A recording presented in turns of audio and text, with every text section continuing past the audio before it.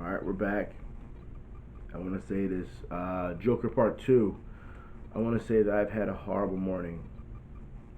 Horrible morning. You're running into people that you don't want to run into. People who have done a lot of tragic things in your life. And it just so happens, it was random, but it just so happens that it was two of them that I really need to stay away from. And the anger builds up, and then the crying happens, and then the anger comes back, and then the crying happens, and then the anger comes, and it's just back and forth. So I want to say before I start this video that yeah, I had to take my medication, and of course I have my coffee, because we have a lot we need to dive into. Before I get started, I want to say I want to applaud everybody in the comment section and in general who talked to me over the last video. Y'all said it was so good, and I personally feel as though it wasn't. I felt I failed in a lot of points of trying to talk about anxiety, and that it needed to be fleshed out more. Some of you, hearing some of your stories was very inspiring. How you fell so far and you had to stabilize yourself, and then you had help from family members or loved ones or friends, and they pulled you out of that hole, and you feel better for it. And I have to applaud you for that, because not everybody can do that. I personally feel as though I don't have the strength to do that. I'll explain. All right. So the reason why I want to explain is because I want to talk about one John Cena, and I know you're thinking to yourself, "Fuck John Cena? Why is John Cena? Why are we talking about John Cena?" There's a reason why. I retweeted something on Twitter that kind of set up this video, okay? Because of what he said. Now, John Cena says, "Let those who love you into your life.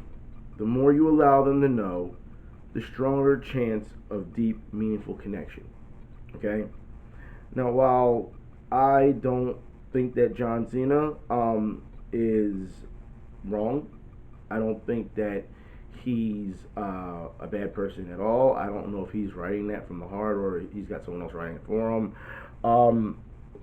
Whatever the case may be, that's not for everybody. It may help some people, but not everybody. Like I said, some of you had, your help from friends and family. I don't have family. I don't have family like that. I consider some of my friends family, but in the previous couple of months, there's been a lot of people who promised they would have my back. People that you would take a bullet for, betray you. And even though you have friends, they have their own issues. You don't want to burden them with the things that you have. And even when you talk to some of them do talk, and try and talk to you. Others are just like, what you want me to do about it? You know what I mean? That's how they are. And for me, it feels like sometimes it's not about. Sometimes it's just you gotta talk about it. Sometimes you just need a hug. And I think that was the biggest thing that was a problem in the movie.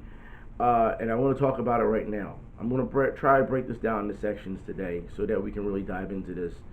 The first one we're going to talk about is abandonment. Okay? Abandonment.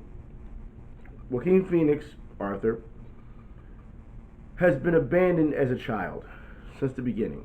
We know this. We know that he was adopted. We know that no matter what happened in this movie, he has always been let down in his time of need. Always. There's not one time where he needed somebody to be by his side and nobody was there. Everybody was against him. Everybody's so rude towards him. Everyone's so abusive to him. Everybody said, we're going to tackle all these things today. So, for me, the movie at this point hasn't become more of relatable. You can still relate to it, but it feels more like a case study at this point because there's so much that's going on in this movie. The sad part is that Arthur never gets the help that he needs. I feel as though the abandonment issue, he talks about how, you think about it. The people he works with, they think he's a weirdo. When he gets attacked, boss doesn't believe him. Even though he's got bruises on his body, boss doesn't believe him and says, hey, look, you got to pay for the sign. If you don't pay for the sign, I'm going to take it out of your paycheck. You know what I mean? His friend, Russell, comes to him and says, hey, man, I heard what happened. You got to protect yourself out in the streets. Here's this gun. Take this gun because you never know what's going to happen. Arthur does, in my opinion, does the right thing by taking the gun. So, when he gets to the children's hospital and he begins to perform and put smiles on kids' faces, the gun falls out of his shoe, out of his boot or whatever. He scrambles to get the gun, so that the kids don't see it, because he still knows right from wrong. He still knows it. So, he stops, he turns, he looks at each kid, he's like, don't say nothing. So, and the kids laugh. So either way, it still worked in his favor. However, somebody reported him. So when he's on the phone, the boss is like, the fuck are you doing bringing a fucking gun to a children's hospital? And I'm thinking to myself, well, what would have happened if he would have been attacked between getting from his house to the children's hospital? Because you didn't believe him when he got fucking attacked when he was out there holding that sign. You didn't believe that shit. So what would have happened if he'd have got attacked and then he didn't show up? You'd have blamed for him for being a no-show. And you would have fired him.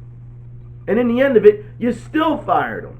Because Arthur said, and he was clearly lying, he was like, it's a prop in my act. Which is bullshit. It's not a prop. But we knew it wasn't. You know what I mean? He's trying to protect himself. It just so happens it fell out. And the owner said, bullshit. He was like, and Russell said last week, you tried to buy a 38 off of him. Now, as we know, that's not true. That part is not true. And Arthur's like, Russell said, what? And he was like, you're fucking fired. And he's like, look, he's like, you take this, he's like, I love this job. You take this job from me, I have nothing left. He has nothing. Arthur has nothing. You take this, and it's done. They take the job away from him. Arthur ends up headbutting the glass. It goes back to the scene where he was back in the mental institution, because when he talked to the therapist, she asked him, "Do these talks help any?" And he says to him, "I actually felt better when I was in institution." And then they showed a scene where he's just banging his head against the glass over and over and over and over. And he said he felt better that way. So the talks with the therapist, mind you, the therapist still does not care. But he felt better being institutionalized. That should tell you something. So, in his time of need, between the therapist failing him, in this time of need, between, Russell failing him, his job failing him, he's got nothing to lose. So when he walks in there to collect his things, he puts him on blast. He was like, yeah, y'all talk about how I had a gun and all, but no one wants to talk about the fact that it was Russell's. And Russell gets shook. And he's like, yeah, don't act like it wasn't yours, Russell. Honk honk, and he throws thing backwards. The beauty of that scene isn't the fact that happened. And then he comes back and he says, oh, I forgot to punch out. And he punches the machine until it breaks. That's not the beauty of the scene. The beauty of the scene is when he's walking down the steps and it says, don't forget, smile. And he takes the marker and he erases the forget part. He just scribbles over the forget part and just says, don't smile. And he walks out. And that, I felt, was the beauty of the scene.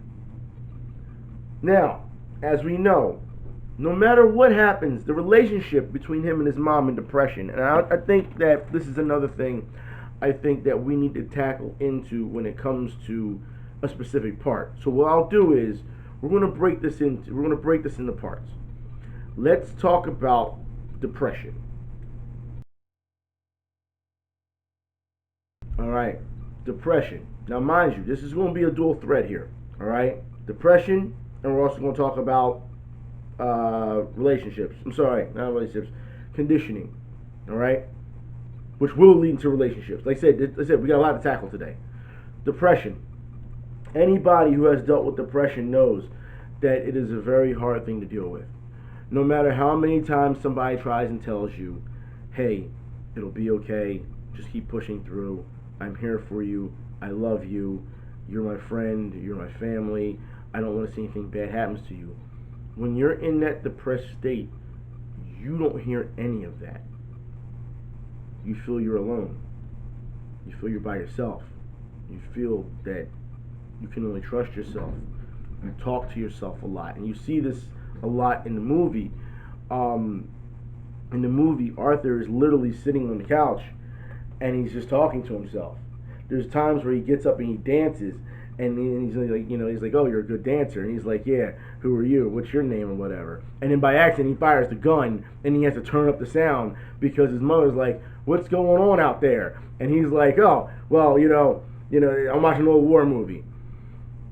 It's one of those things where it's not just depression. It almost becomes a schizophrenic conversation because you were literally talking to yourself.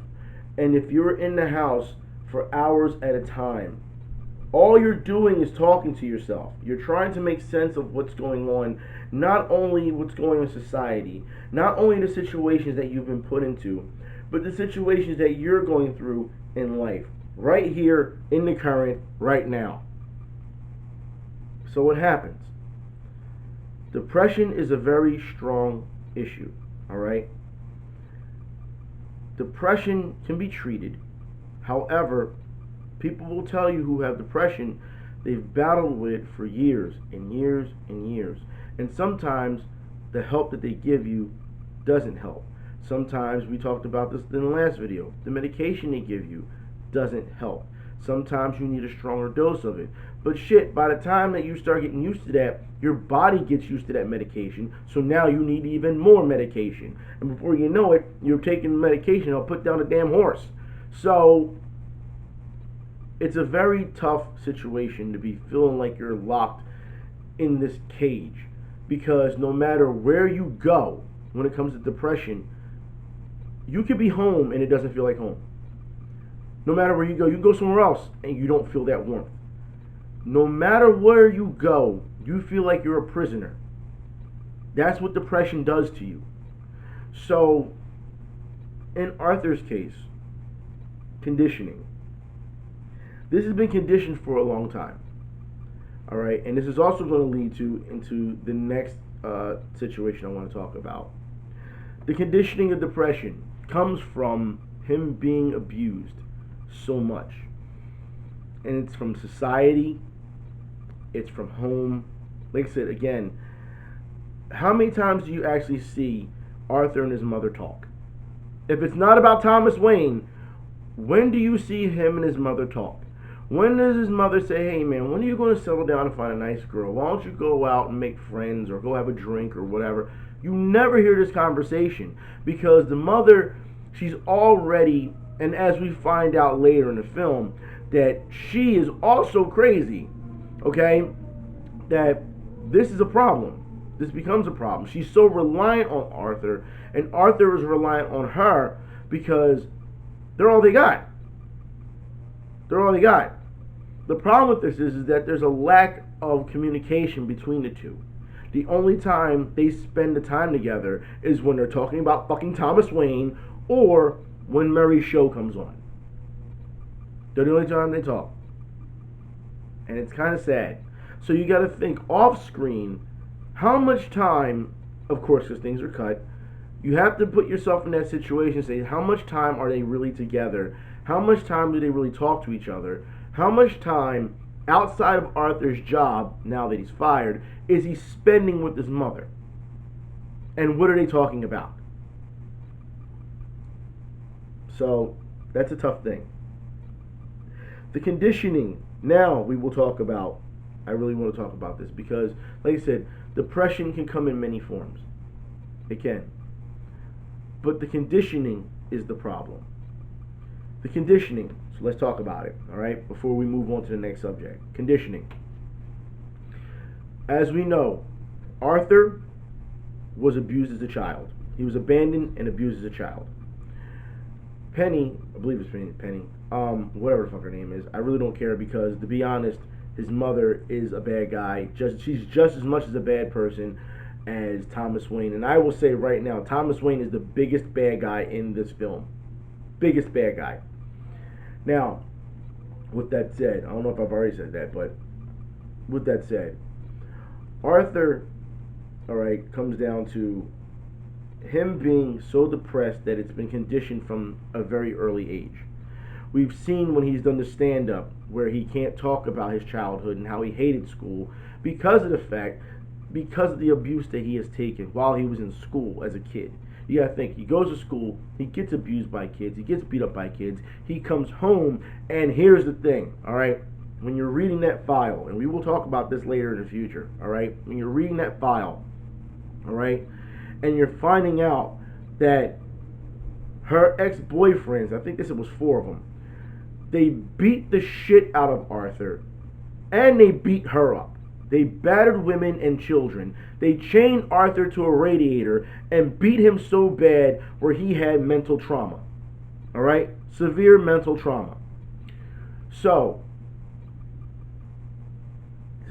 see, it's hard to talk about these things because if you've ever been, show of hands, if you've ever been abused, it doesn't matter if it's child abuse or not, if you've ever been abused by anybody, you know how this goes. Physically, mentally, you know how this goes. You know it's hard to bounce back from it. And even if someone new comes into your life, sometimes people take that past and they throw it onto somebody that doesn't deserve it. With Arthur, he doesn't know any better because that's all he knows. So this condition of him laughing, no matter if he's crying, no matter if he knows he's done something wrong, no matter if he feels something sarcastic, no matter if he feels something is actually truly funny, no matter if he feels as though somebody is saying something so cruel to him where he laughs. There's even a scene, if you remember, where Russell says to the shorter, the smaller person, he says, "Is it mini golf to you guys, or is it golf?" And Arthur lets out this big Joker laugh just to show ha ha ha ha ha ha, and as soon as he turns the corner, boom, stops. He stops because he didn't feel it was funny, but he did it to try and fit in. You know what I mean? It wasn't a funny joke. But he did it to fit in because Russell was supposed to be his man, $100,000. You know what I'm saying? That's what it's supposed to be. Either way, the conditioning that happened with Arthur was horrible. And I felt the conditioning is what set him up to begin, as he knows, his life is beginning to become a joke. It's becoming, like he said, not a tragedy, but a comedy.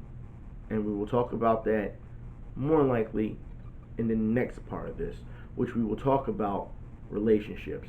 Now we're going to get into the deep part of it. Alright, this one's going to be a tough one. This is going to be tough for me. Relationships. Show of hands again. How many have been in so many bad relationships where you have done everything possible in your power to show how good of a person you can be, only to be fucked over?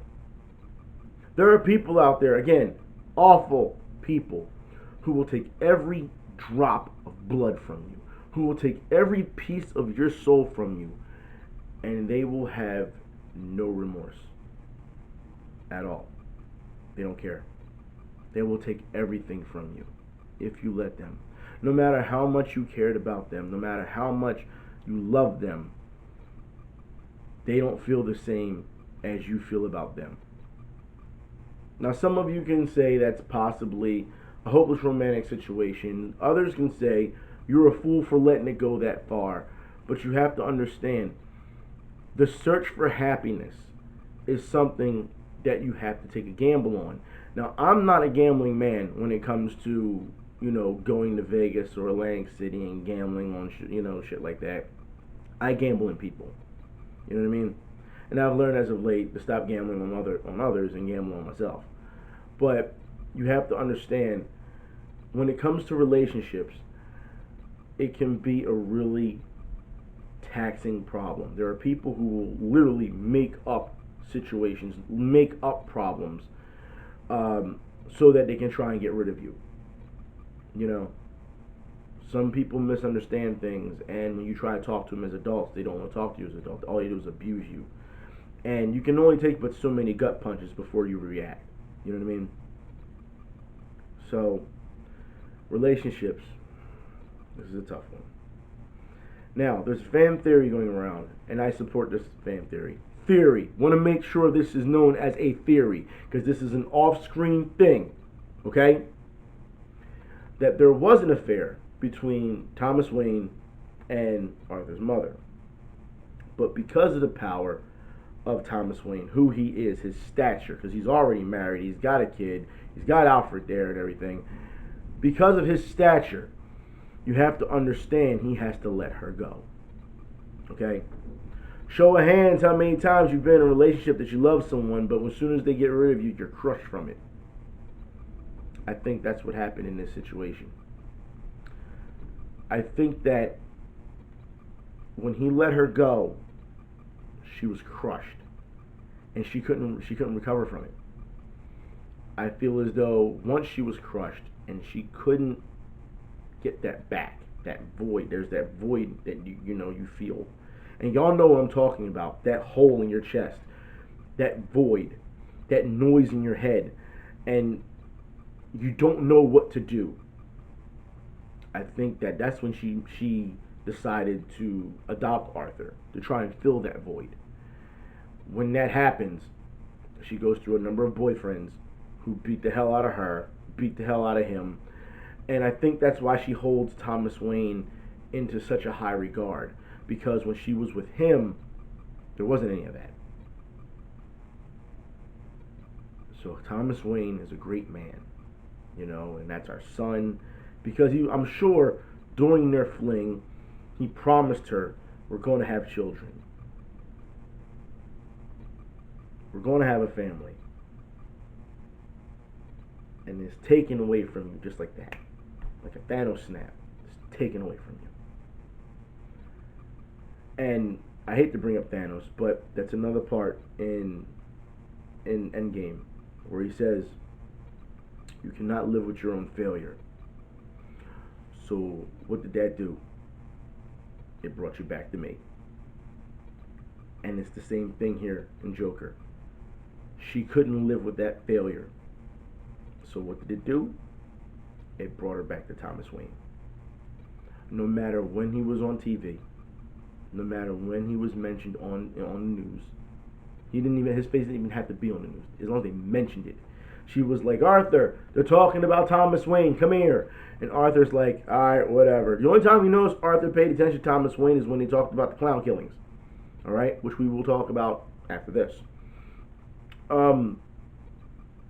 I feel as though the relationship between those were just, it was dynamic, it was probably intense, but it ended early. And for her, like I said, it broke her to a point where she never recovered. She just never recovered. Now, of course, this is a theory, but these are things that you feel off screen because the way they react, the way the characters are reacting. When Arthur's mother writes that letter to Thomas Wayne and says, "You need to take care of our son," because he's not a healthy boy. He's a sick boy. You need to take care of it. And I'm thinking to myself, there is not one fucking time, not one, and again, when it comes to relationship between Arthur and his mother, there is not one time his mother has tried to push him to be positive. Of course, he made the thing up when he talked to Mary, and he was like, my mother always tells me, keep a smile, keep a smile on your face and make others smile. But there has never been any type of reinforcement, positive reinforcement in his life that would make him not go that direction. Not one. So when he reads the letter, he freaks out, as he's allowed to do. He's entitled to freak out. She runs into the bathroom, and it gets to a point where Arthur's like, okay, look, I'm not angry with you. Just talk to me. Talk to me. You know? I don't know if y'all can hear that, but I want to apologize for it being windy outside. It's very windy outside. The sad part of this is when Arthur goes to Wayne Manor. He sees Bruce, you know, he touches Bruce's face or whatever, and then he runs into Alfred. Now, mind you, at this point, he's off his medication. The state has cut his medication. He doesn't have any medication, all right? So I'm sure he would have reacted a completely different way if it wasn't for the medication. He tries to talk to Alfred and says, hey, look, I know what's going on. I know what's been happening. And I want to see my father. Talking about Thomas Wayne. Alfred, being very condescending, if you notice the Waynes and who they're around, very nasty people. It's a completely different take on what we're used to. Condescending, joking. He's like, your mother's crazy. Your mother has no idea. And you think yourself, you're hearing about that, about the person that you've been caring about for years and years and years. You could be a little bit more fucking decent about that. And it gets to the point where Arthur grabs Alfred through the bars. And you can see the aggression in his face. You can tell medication gone. Transformation different. It's a completely different story now. He is now getting slowly and slowly. It's just building until he becomes actual Joker. And he's just grabbing him, and he's grabbing him, and he won't let go. And then he's like, you know what? He stops himself. He's like, you know what? I'm gonna let you go. I'm gonna let you go. And he runs off. Because at first he tries to tell him he's not a threat. He just wants answers. So when that is said, Thomas Wayne comes out. You know, the killing's happening because, you know what? Let's save that for the next part we're getting ready to talk about. Because that plays a part as well when it comes between Thomas and it comes to Arthur as well. So, we've covered depression. We've covered conditioning. We've covered child abuse. We've covered the relationships. I'm sure I could have did a better job. I swear to God I could have did a better job when it comes to relationships. That's more probably for another day to talk about. Let's cover the last subject, which is bullying. Let's talk about that real quick.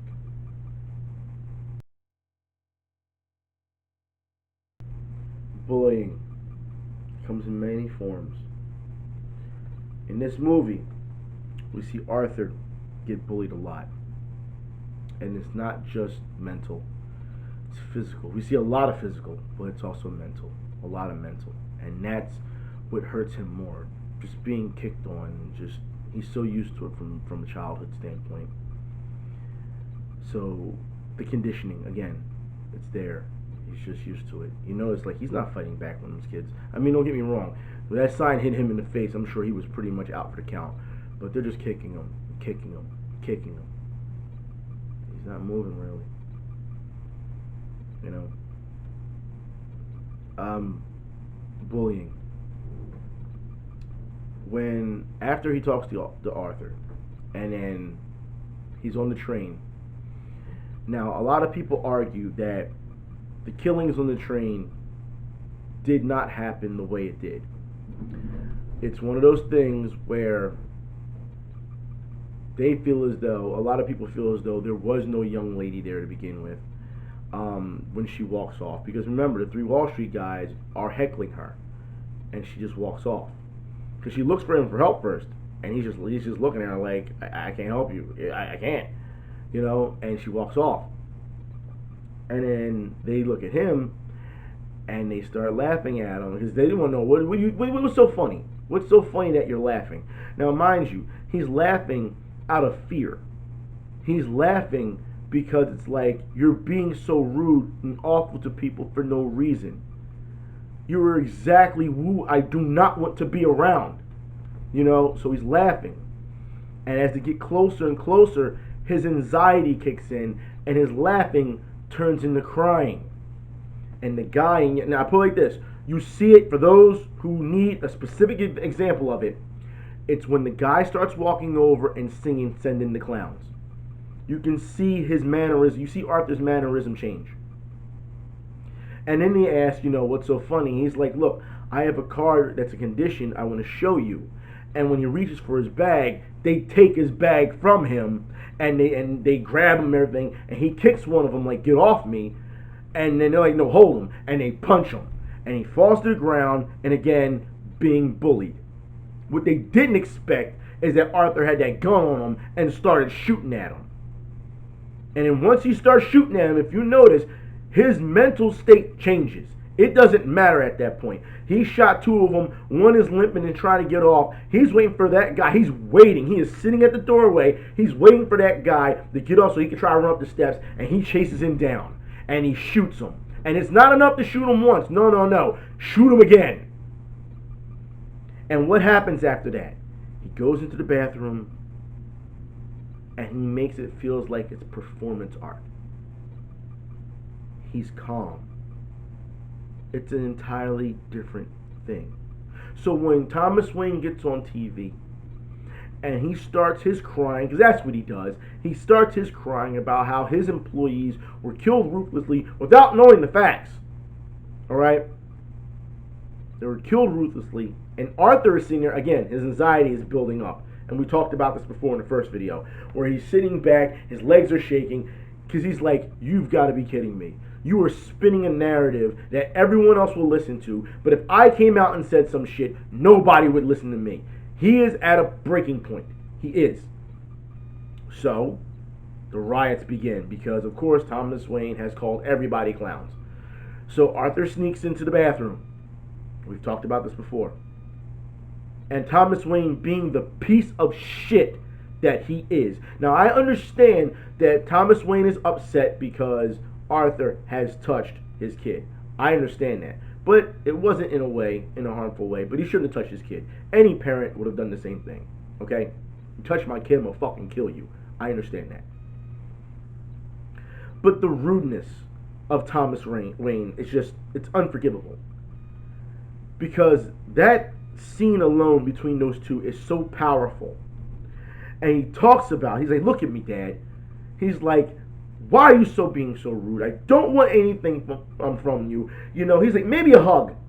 Maybe a hug. Maybe some warmth. Maybe an I love you. Something. And you have the nerve to sit here and say that about my mother? And instead of him, like I said again, instead of him trying to talk him down and say, look, your mother does have problems, and let me show you. He just comes out and is like, she's crazy. And he automatically, his condition, he starts laughing. Because it hurts. Because no matter what he is saying, which is right, mind you, he is telling you exactly how society is. He is telling you why you're being so rude. He's like, this is the only way I can talk to you. I'm not trying to make you feel uncomfortable. I don't want anything from you. I just want to talk to you. Just a little bit of your time. Just a little bit of it. And Thomas Wayne treats him that way. And when he finds out he's laughing, Thomas Wayne, he's like, think it's funny, huh? Think it's funny. It's like, no, that's his condition kicking in. Because he doesn't know how to cope. So what does Thomas Wayne do? Punches him. Stay the fuck away from my kid or I'll kill you next time. Again, the abuse. So Arthur heads back over to the asylum to find out if what Alfred and what Thomas is saying is true.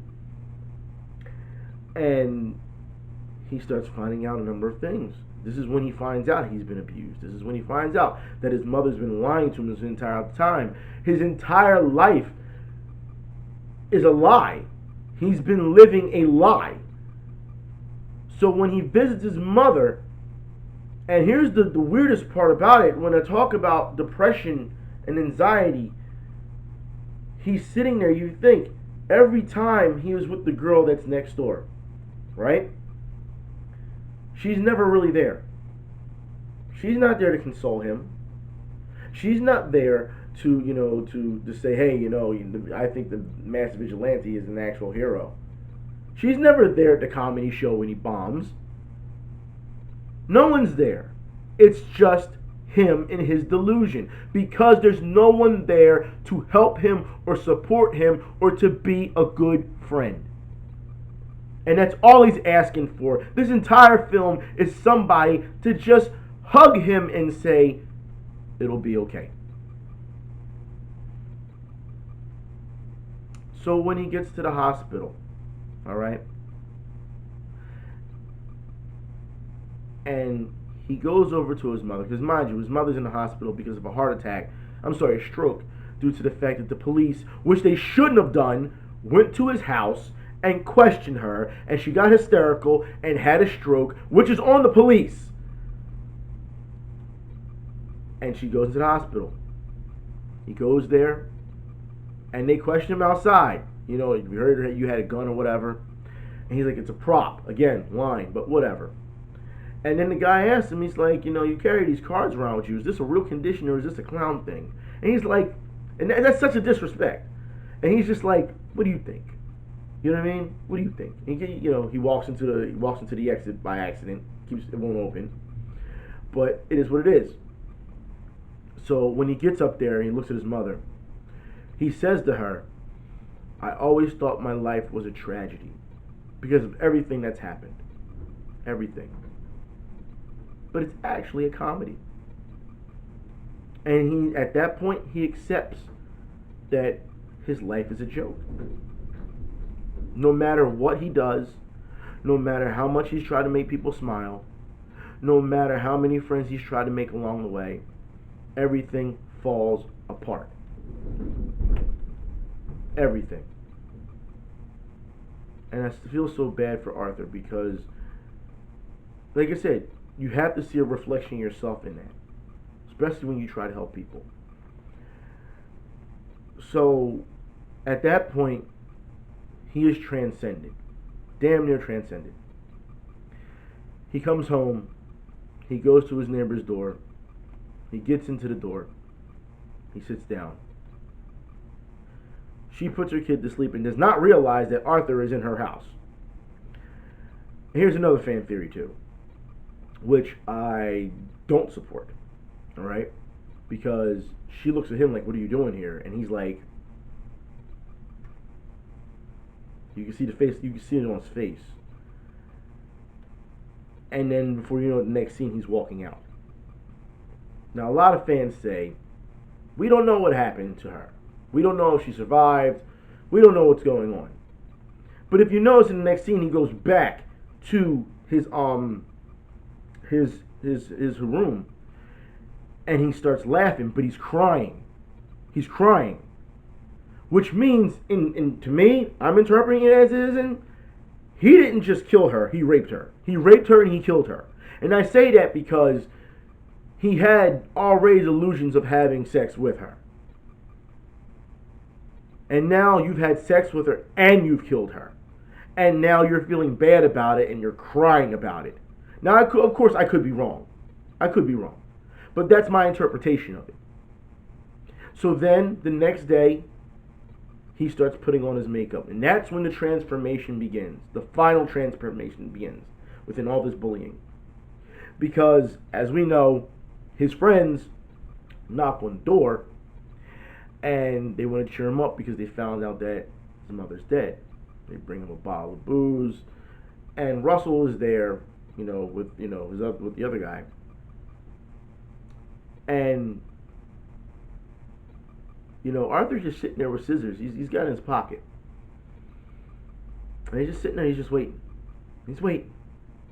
And Russell, he's just like, yeah, we're here to cheer you up, but the cops came by and they heard what you said about the gun, and I just wanted to know that we're cool, right, as guys. You're not gonna narc me out or whatever. And Arthur's like, yeah, that's all you're worried about, and takes the scissors and stabs him again, and then slams his head against the wall, and just keeps slamming it, because you have been such an awful fucking person that you have put him in this position to begin with the police. You have. You're not a friend. You're a leech. You're one of those people who I have said before who will just keep taking and taking and fucking taking. You are an awful person. I don't want to feel that anybody, and it's also getting back at your bullies. It is. I don't want to feel that anybody. It's not about sympathy. It's not about justification. But everybody who has treated Arthur badly was killed.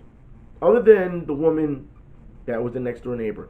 Everybody who has treated him badly was killed in this movie. There's not that much death in the movie. But here's the thing. The guy is terrified that he is killing Russell right in front of him. And he turns to the other guy and he's like, yo, you can go. Because you have been nothing but nice to me ever since I was working with you guys. And the guy's trying to walk, and then he scares him. He's he scares him real quick, which is for a quick laugh. But the guy is so short that he can't unlock the door. So he turns to Arthur and he asks, hey, can you unlock the door for me? Unlocks the door. He kisses him on his forehead, says, hey man, still, you've been nothing but nice. Go ahead, I'm going to let you go. You've done nothing to me. There you go. It goes to show you that the bullying or the kindness of others goes a long way. It does in this movie. Now, of course, I'm going to end this video right here until part 3 because we have a lot to talk about in part 3 about the full transformation of Joker. I even talked about him putting on the makeup and the suit and getting on Maury, and we'll talk about that in the future because there's a lot of commentary for that. Alright? But the fact that this is such a heavy subject, and I'm hoping that I did some justice with this, it's tough to watch. Like I said, this movie, again, is a dangerous movie for those who do have conditions. Alright? It is. It is not dangerous for the violence. It's not for the kids. I know a lot of people say, "Oh, the kids shouldn't be watching it anyway." They shouldn't be, not until they get older. Like I said, this is one of those things now. It's not a movie review as far as I'm concerned. It's not. It's more of a case study. If people cannot see the underlying tones of this movie and why it's being hailed as so good, it just tells me that people weren't paying attention. So when Mental Health Day came around, again, when people were like, oh, it's nothing but Joker, blah, blah, blah, you're full of shit. You are full of absolute shit. If you care about people who have mental problems, you will sit and you will talk to them. You will see if they need help. Sometimes, like I said, sometimes that help, it doesn't help. And it's not about letting go. Sometimes it's just about keep trying and trying and trying and trying. And every day is tough. People who suffer from anxiety, people who suffer from depression, I'll tell you from personal experience, alright? Real quick, alright? Nights are extremely tough, but mornings are even tougher. They're extremely tougher. Because you wake up and you think, why the fuck am I here? Why am I here? What do I get out of today? What is going to happen? You can't take it an hour at a time. When you get to a certain extreme, you gotta take it 10 minutes to a time. Before you know it, you're taking in, 30 seconds at a time. It's a cruel world out there. It is. It's an awful world. Extremely awful world. And you have to be careful who you align yourself with. Because there are people who act like they're your friend and they will set you up. And they will do everything in their power to get rid of you. And mind you, I'm not talking about the internet. Oh no, no. We're just talking about people in real life. That's why I always keep telling you, you want drama, go outside in real life. The internet is nothing. I see people on my timeline complain about anime titties. Like, that's not enough. That's nothing. You know what I mean? It's nothing. When you are dealing with truly awful people who have agendas and they're trying to rip everything that you've done, all your hard work, and they're trying to put you down, it's almost like they only let you get but so far. That's what it feels like all the time. You work hard, you bend over backwards for people, you help as many people, and then all they turn around is fuck you. Awful people. Awful people. And then you wonder why so many people are so closed in. They don't want to let people in because of past things. It's a tough thing to deal with. There's people I'm sure you can trust. I'm sure there's some out there you can trust. But you just can't trust anybody. Anyways, part 3 next week. We'll talk about it because that is going to be a big thing. I think this was a good shot, that we needed. I'm hoping I did some justice on this one. The conditioning, the child abuse, the relationships, Jesus Christ, the depression. God, depression, it's crushing weight. It's such weight to hold on to every day. Sometimes you can be okay with things and say, hey, I'm busy because I'm staying distracted. I'm doing this, I'm doing that, I'm doing this, I'm doing that. And then when you go home, it hits you like a ton of bricks.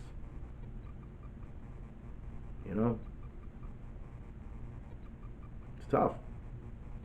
It's a tough life. And like I said, you don't know what the next person's going through. So try and be kind to them. Some people, and that's another thing I see also here a lot of people, especially online, they're so nasty. They're so rude purposely. And people cheer them on. And for me, I can't do that. I just can't do that. When you live the life of dealing with serious people, like with serious consequences, and you see people getting mad over video games and acting a fool over video games, nah, man, that's not for me. For me, that's childish as shit. Grow the fuck up. There's a lot of shit going on in this world. Grow the fuck up. And when you tell them that, they get all upset. Don't get upset at me for you acting a fucking fool. Anyways, next week, part 3, Joker. We'll get into it. I'll talk to y'all and y'all be safe. And please, be kind to one another. Take care of each other. Watch each other's back. Alright? I'll talk to y'all later. Y'all be safe. I'm out.